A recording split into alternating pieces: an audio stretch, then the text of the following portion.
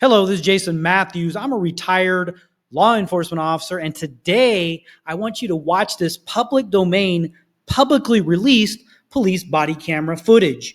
And I want you to tell me, based on case law, what you believe this officer is allowed to do in this circumstance with this suspect. If you haven't watched part 1 and part 2, it's very relevant. Go back and watch part 1 and part 2 on this channel before you proceed to this video.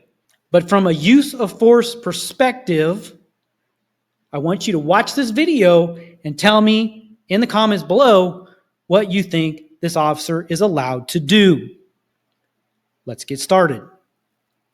The thing of it is, you're still not in trouble, but obviously I can't trust you not to run anywhere. All right, so come on. I'm gonna put you in handcuffs for now. Okay? Ah! Hey! He shot me! He's got a knife! Hey! Stop! Stop it!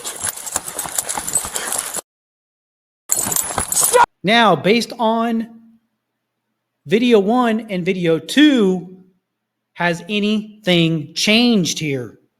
I want you to answer that question. What has changed? Has anything changed? This officer is in pursuit of the suspect. He has his firearm out. He's pointing the firearm at the fleeing suspect. Can he shoot him in the back? I want you to answer that question. Do you believe, based on case law, because a lot of people believe they know case law, and they believe what police are allowed and not allowed to do. But if you don't know case law, go ahead and give your best shot at it. Give me your best comment, what you believe that police can do based on this circumstance. This individual is fleeing the police based on what you saw, what you heard, and now you see the officer pointing a weapon at the individual's back. Can he shoot him in the back?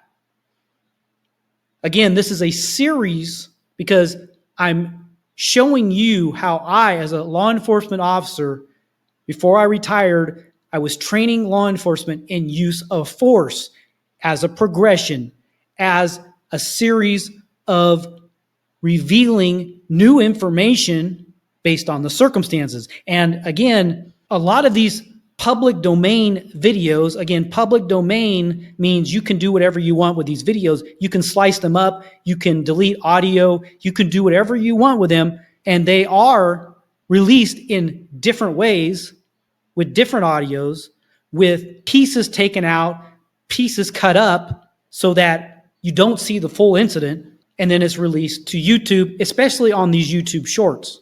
So what do you think? Can the officer shoot this individual in the back based on what you're seeing and hearing? And then next week, I will reveal more information to you.